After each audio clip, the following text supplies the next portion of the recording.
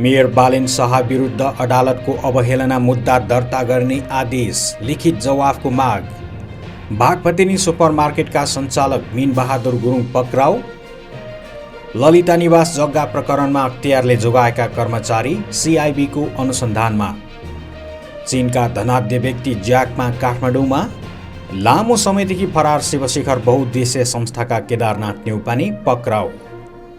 यस वर्ष रासायनिक मलको अभाव नहुने कृषि तथा पशुपक्षी विकास मन्त्री बेदुराम भुषालको भनाई। बजेट पारित गर्न माओवादी केन्द्रले लगायो व्हिप। शिक्षा क्षेत्रको सुधारका लागि बजेट वृद्धि गर्नुपर्ने शिक्षा मन्त्री अशोक कुमार राईको भनाई। नारी शक्तिको जागरण गराउने भनी ठगी गर्ने धर्मगुरु पक्राउ। शैक्षिक क्यालेन्डर कडाइका साथ लागू गर्न त्रिभुवन विश्वविद्यालयलाई प्रधानमन्त्रीको निर्देशन। नमस्कार, नेपाल डायरी समाचारमा स्वागत छ। म विज्ञान श्रेष्ठ सदाझै आज पनि उपस्थित भएको छु विभिन्न राष्ट्रिय खबरहरू लिएर। यदि यहाँहरूले नेपाल डायरी युट्युब च्यानललाई सब्स्क्राइब गर्नुभएको छैन भने कृपया सब्स्क्राइब गर्नुहोला र लाइक र सेयर पनि गर्नुहोला। आज प्रस्तुत गरिएका सामग्रीहरूमा यहाँको व्यक्तिगत विचार र धारणा भएको खण्डमा कृपया हाम्रो कमेन्ट सेक्सनमा कमेन्ट गर्नुहोला। अब लागौँ समाचार विस्तारमा। काठमाडौँ महानगरपालिकाका मेयर बालेन्द्र शाह विरुद्ध अदालतको अवहेलना मुद्दा दर्ता गर्न सर्वोच्च अदालतले आदेश दिएको छ। मंगलबार सर्वोच्च अदालतका न्यायाधीश तिल प्रसाद श्रेष्ठको इजलासले मेयर शाह विरुद्ध अदालतको अवहेलना मुद्दा दर्ता गरेर लिखित जवाफ माग्न आदेश दिएको हो। सर्वोच्च अदालतका प्रवक्ता विमल पौडेलले काठमाडौँ महानगरपालिकाका मेयर शाह विरुद्ध अदालतको अवहेलनामा मुद्दा दर्ता गरेर लिखित जवाफ माग गर्न आदेश दिएको जानकारी दिएका छन्। शाहले अदालतको अवहेलना गरेको भन्दै अधिवक्ता वर्षा कुमारी झाले सर्वोच्च अदालतमा निवेदन पेश गरेकी थिइन्। उक्त निवेदनमाथि मंगलबार न्यायाधीश श्रेष्ठको इजलासमा सुनवाई भएको हो। उच्च अदालत पाटनले दिएको आदेश नमान्ने भन्दै मेयर शाहले सामाजिक सञ्जालमा घोषणा गरेका थिए। उनले अदालतलाई विभिन्न आक्षेप समेत लगाएका थिए। हिन्दी सिनेमा आदि पुरुषको प्रदर्शनीमाथि मेयर शाहले लगाएको प्रतिबन्ध विरुद्ध हल सञ्चालकहरूले दिएको निवेदनमा सुनवाई गर्दै उच्च अदालत पाटनले महानगरको निर्णय कार्यान्वयनका लागि रोक लगाएको थियो। आफ्नो निर्णय रोक्न उच्च अदालत पाटनले रोक लगाएपछि मेयर शाहले सामाजिक सञ्जाल फेसबुकमा लेखेका थिए, अदालत र सरकार भारतको गुलाम भएको बुझिन्छ।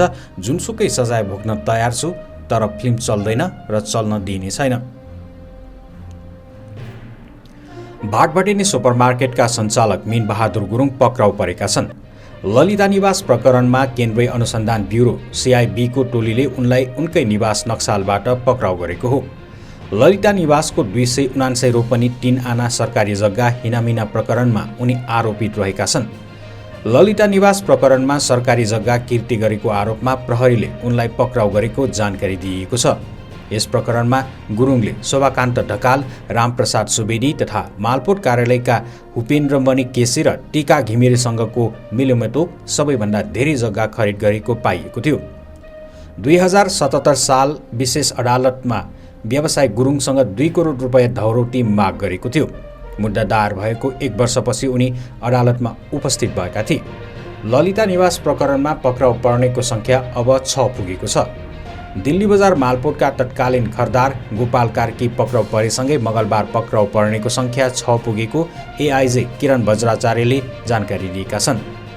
यसअघि केन्द्रीय अनुसन्धान ब्युरो सिआइबीको टोलीले भाटभटिनी सुपरमार्केटका सञ्चालक मीन बहादुर गुरुङ सहित दिल्ली बजार मालपोत कार्यालयका तत्कालीन प्रमुख कलाधर देउजा, कर्मचारी सुरेन्द्रमान कपाली, रिपेन्द्रमणि केसी र धर्मप्रसाद गौतमलाई पक्राउ गरेको थियो। चिनिया कम्पनी अलिबाबा ग्रुपका मालिक तथा चिनिया व्यवसायी ज्याकमा नेपाल भ्रमणमा आएका छन्। हङकङको जेट एभिएसन बिजनेस जेटको बोइङ 737 म्याक्स चार्टर जहाजमा उनी मंगलबार दिउँसो काठमाडौँस्थित त्रिभुवन अन्तर्राष्ट्रिय विमानस्थलमा अवतरण गरेको अध्यागमनका अधिकारीले जानकारी दिएका छन्।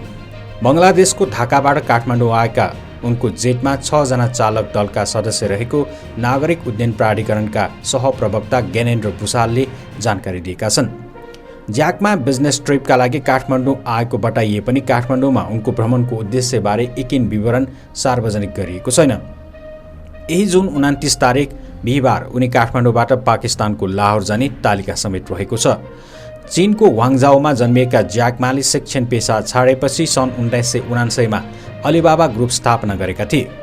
18 जना साथीबाट जम्मा गरेको $60,000 अलिबाबा ग्रुप सञ्चालन भएको थियो, जसले ससाना मजौला चिनिया व्यवसायका लागि इन्टरनेट बजार उपलब्ध गराउने काम गरेको थियो। चीनको अमेजनको रूपमा चिनिएको उक्त कम्पनीको हाल $1 खर्ब भन्दा माथिको बजार मूल्य पुगिसकेको छ। 2020मा भने ज्याकमा सरकारको आलोचना गरेपछि एकाएक सार्वजनिक जीवनबाट हराएको र नोभेम्बरमा जापानको राजधानी टोकियोमा देखा परेका थिए। सन् 2020मा चिनिया सरकारले सुरु गरेको प्रविधि क्षेत्रमाथिको नियमन प्रयासको आलोचना गरेपछि उनी रहस्यमय रूपमा सार्वजनिक जीवनबाट हराएका थिए। बालुवाटारको ललिता निवास जग्गा प्रकरणमा अख्तियारले जोगाएका आरोपितहरूमाथि पनि प्रहरीले अनुसन्धान गरेको छ। ललिता निवासको सरकारी जग्गा व्यक्तिको नाममा नामसरी गर्ने क्रममा छ। जग्गा नै घुस लिएर आफन्तको नाममा राखेकाहरूलाई प्रहरीको केन्द्रीय अनुसन्धान ब्युरो CIBले अनुसन्धानको दायरामा ल्याएको हो। त्यसक्रममा पूर्व निर्वाचन आयुक्त सुधीर कुमार शाह समेत पक्राउ परेका छन्। शाह गृह मन्त्रालयमा लामो समय बसेका पूर्व सहसचिव हुन्। सरकारी सेवाबाट अवकाश पाएपछि उनलाई सरकारले निर्वाचन आयुक्त बनाएको थियो। ललिता निवासको सरकारी जग्गा व्यक्तिको नाममा नामसरी गरेको अनियमिततामा उनले घुस बापत पाएको जग्गा आफन्तको नाममा राखेको आरोप छ। CIB स्रोतका अनुसार ललिता निवासको व्यक्तिको नाममा लगिएका बेला शाह भक्तपुर मालपोत कार्यालयमा शाखा अधिकृत थिए र सरकारले अधिग्रहण गरिसकेको ललिता निवासको जग्गा पुनः सुवर्ण शमशेर र उनको परिवारको नाममा फर्काएर भूमाफियाले अनियमितता गरेका थिए। राणा परिवारसँगको नाता पर्ने सुधीर कुमार शाहले ललिता निवासको जग्गा व्यक्तिको नाममा फर्काउँदा पर्दा पछाडिका सहयोग गरेको CIB स्रोतले जनाएको छ। उनले घुस बापत पाएको 1 रोपनी 11 आना जग्गा पत्नी उर्मिलाको नाममा राखेको स्रोतको दाबी छ। प्रहरीले जग्गा घुस खाएको आरोप लागेका गृहका पूर्व सचिव गेहनाथ भण्डारीलाई पनि खोजिरहेको छ।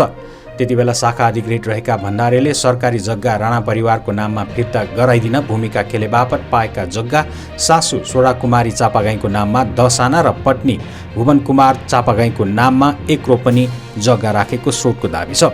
अख्तियार दुरुपयोग अनुसन्धान आयोगले 4 वर्ष अघि सुधीरकी पत्नी उर्मिला र गेहनाथको पत्नी भुवन कुमारी र सासू सोडा कुमारीलाई मुद्दा चलाए पनि पूर्व सहसचिवलाई भने मुद्दा चलाएन। त्यो बेला गृह प्रशासनबाटै अख्तियारमा पुगेका नवीन कुमार घिमिरे अख्तियारमा प्रमुख आयुक्त थिए। गेहनाथकी सासू सोडा कुमारीले 4 वर्ष अघि अख्तियारमा बयानका क्रममा आफूलाई छोरीले बोलाएर जग्गा दिएको बताएकी थिइन्। छोरीले मलाई बोलाएर जग्गा किन्नुपर्ने भयो भने कुनै कार्यालय जस्तो स्थानमा लगेर सही गर्न लगाइन्। मैले के हो भन्ने थाहा नपाई छोरीको भनाइमा लागेर छोरीले जे भनिन् त्यसै गरेकी थिएँ। केही समयपछि छोरीले नै त्यो जग्गा बेच्नुपर्ने भयो भनिन् र मैले मन्जुरीनामा दिएँ। हाल मेरो नाममा कुनै पनि जग्गा रहेको छैन। सोडा कुमारीकी छोरी र गेहनाथकी पत्नी भुवन कुमारीले राणा परिवारबाट आफूले जग्गा किनेको दाबी गरेकी थिइन्।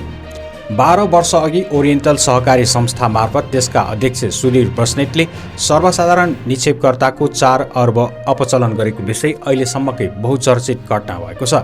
त्यसपछि इच्छाराज तामाङ नेतृत्वको सिभिल सहकारीले 6 अर्ब रुपैयाँ अपचलन गरेको पनि उनी अहिले जेलमा रहेका छन्। तर यी दुई सहकारीको तुलनामा धेरै नै ठूलो घोटालाका नायकका रूपमा देखा परेका केदारनाथ सौमा न्यौपानी, जसले शिवशिखर बहुउद्देश्य तथा तुलसी सहकारी मार्फत सर्वसाधारण निक्षेपकर्ताको करिब 15.5 अर्ब रकम अपचलन गरेको खुलेको छ। त्यति मात्र होइन, शर्माले आफ्नै लगानीमा शिखर अर्गनाइजेसन खडा गरी त्यस अन्तर्गतका विभिन्न कम्पनीमा विभिन्न बैंकबाट 5.5 अर्ब रुपैयाँ लिएको समेत खुलेको छ।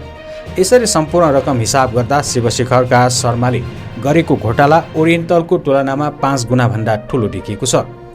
लामो समय फरार भएका शर्मा सोमबार भारतबाट पक्राउ परेका छन्। CIBका प्रवक्ता सञ्जय सिंह थापाले दिएको जानकारी अनुसार हालसम्म शिवशिखर सहकारीको रकम शिखर अर्गनाइजेसन अन्तर्गतका विभिन्न 43वटा निजी कम्पनीहरूमा लगानी गरेको खुलेको छ। शिखर अर्गनाइजेसन उनी र उनको परिवारको नामको कम्पनी रहेको छ। ती कम्पनीहरूमा उनले सहकारी निक्षेपकर्ताको रकम दुरुपयोगका लागि CIBले जानकारी दिएको थियो। ती कम्पनीहरूमा उनले 8 अर्ब रुपैयाँ लगानी गरेको देखिएको छ र त्यही रकममध्ये 6 अर्ब भारत लगेको देखिएको छ। CIB स्रोतले भनेको छ बाँकी रकमको रेकर्ड CIBले पनि भेट्टाउन सकेको छैन। भारतमा पनि त्यहाँका स्थानीय साझेदारहरूसँग मिलेर आफूले खाद्यान्न क्षेत्रमा लगानी गरेको जानकारी शर्माले सिआइबीलाई गराएका छन्। भारतमा दाल चामल लगायतका क्षेत्रमा व्यापारिक कम्पनीमा लगानी गरेको जानकारी छन् सिआइबी स्रोतले भनेको छ। शर्माले आफूलाई उत्तर प्रदेशका मुख्यमन्त्री योगी आदित्यनाथबाट प्रभावित रहेको बताउने गरेका थिए। मुम्बईमा एकजना विधायकको घरबाट पक्राउ परेका उनको भारतमा राजनीतिक सम्पर्क राम्रै रहेको समेत बुझिएको छ। कृषि तथा पशुपक्षी विकास मन्त्री डाक्टर बेदुराम भुसालले यस वर्ष धानका लागि रासायनिक मलको अभाव नहुने बताएका छन्। मङ्गलबार प्रतिनिधि सभा बैठकमा बोल्नुहुँदै मन्त्री भुसालले यस वर्ष धानका लागि आवश्यक पर्ने रासायनिक मल अभाव नहुने बताएका हुन्। हाल देशभरका कृषि सामग्री कम्पनी र साल ट्रेडिङ कर्पोरेसनका डिपोहरूमा 78,422 मेट्रिक टन मल मौजदात रहेको जानकारी उहाँले दिनुभएको थियो। उहाँले असार महिनाको अन्त्यसम्ममा थप 45,000 मेट्रिक टन र श्रावण महिनाभित्र थप 75,000 मेट्रिक टन रासायनिक मल प्राप्त हुने पनि बताएका छन्। नेपाल कम्युनिस्ट पार्टी माओवादी केन्द्रको सङ्घीय संसदीय दलले बजेटको पक्षमा मत हाल्न व्हिप निर्देशन दिएको छ। मङ्गलबार प्रत्यक्ष संसदलाई निर्देशन दिँदै बुधबारको प्रतिनिधि सभामा अनिवार्य उपस्थित हुन र बजेटका पक्षमा मतदान गर्न निर्देशन दिएको हो। संसदीय दलका ती नेता र प्रधानमन्त्री पुष्पकमल दाहालका तर्फबाट प्रमुख सचेतक हितराज पाण्डेले निर्देशन जारी गरेका हुन्। प्रस्तुत विषयमा भोलि 2080 असार 23 गते बुधबारको विनियोजन विधेयक वार्षिक बजेटको विनियोजन कार्यक्रम निर्णयार्थ प्रतिनिधि सभाको बैठकमा प्रस्तुत हुने कार्यक्रम रहेको छ। त्यसैले भोलि असार 13 गते प्रतिनिधि सभाको बैठकमा अनिवार्य उपस्थित हुन र नेपाल सरकारले प्रस्तुत गरेको विनियोजन विधेयकको पक्षमा मतदान गर्नका लागि हाम्रो दलको विधानको व्यवस्था र दलको नेता एवं सम्माननीय प्रधानमन्त्रीजीको निर्देशन अनुसार यो व्हिप जारी गरेको अनुरोध छ। पाण्डेले हस्ताक्षर गरेको व्हिपको पत्रमा भनिएको छ। शिक्षा विज्ञान तथा प्रविधि मन्त्री अशोक कुमार राईले मुलुकको शिक्षा क्षेत्रको सुधारका लागि बजेट वृद्धि गर्दै लैजानुपर्ने बताएका छन्। मन्त्री राईले शिक्षा क्षेत्रको सुधारका लागि उपलब्ध बजेटको उच्चतम सदुपयोग र उपयोग गर्ने प्रतिबद्धता समेत व्यक्त गरेका छन्।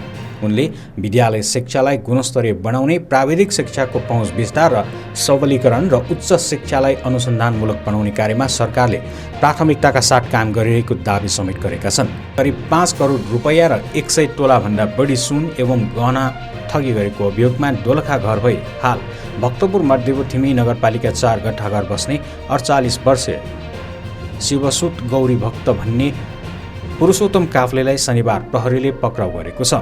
काफ्ले समेतले काठमाडौँ स्थित आफ्नो अभियान नेपाल र ओम आश्रम नेपाल नामक संस्था खोली पीडितहरूलाई रकम लगानी गर्न अभिप्रेरित गराउने, सेमिनार गरी संस्थाको सदस्य बनाउन र धेरै मुनाफाको प्रलोभन देखाउने, लगानीको सुनिश्चितता नगरी पटक पटक थप लगानी गर्न दबाब दिने र नगरेमा परिवारको सदस्यलाई मारिदिने जस्ता धम्की दिई ठगी गरेको भन्ने उजुरीको आधारमा केन्द्रीय अनुसन्धान ब्युरो महाराजगञ्जबाट खतिएको प्रहरीले उनलाई कञ्चनपुर गुड्डा चौकीबाट पक्राउ गरेको हो। उनी उपर ठगी, आपराधिक विश्वासघात तथा आपराधिक लाभ कसुर मुद्दामा जिल्ला अदालत काठमाडौँ बबर महलबाट 7 दिन म्याद लिई आवश्यक अनुसन्धान भइरहेको छ। प्रधानमन्त्री पुष्पकमल दाहाल प्रचण्डले विश्वविद्यालयका शैक्षिक गतिविधि निर्धारित समयमै हुनुपर्ने बताउँदै शैक्षिक क्यालेन्डर र दृढतापूर्वक लागू गर्न निर्देशन समेत दिएका छन्। प्रधानमन्त्रीले सरकारका तर्फबाट गर्नुपर्ने सहयोगका लागि आफू सदैव अग्रसर रहेको बताउँदै देशको जेठो र ठूलो विश्वविद्यालय भएका हैसियतले यस विश्वविद्यालयले नेपालमा स्थापित अन्य विश्वविद्यालय र स्वास्थ्य विज्ञान प्रतिष्ठानलाई पठन पाठन तथा अनुसन्धान नेतृत्व तथा मार्गनिर्देशन गर्ने दायित्व रहेको स्मरण समेत गराएका छन्। यसका साथै आजको लागि नेपाल डायरी समाचार यति नै। अर्को बुलेटिन लिएर प्रस्तुत हुने बाचा गर्दै अबको लागि हामी छुट्टिन चाहन्छौँ र यदि आज प्रस्तुत गरेका समाचारहरूप्रति यहाँको व्यक्तिगत धारणा र विचार भएको खण्डमा कृपया झिझक नमानी आफ्नो धारणा र विचार हाम्रो कमेन्ट सेक्सनमा व्यक्त गर्नुहोला। आजको लागि छुट्टिन्छौँ। नमस्कार।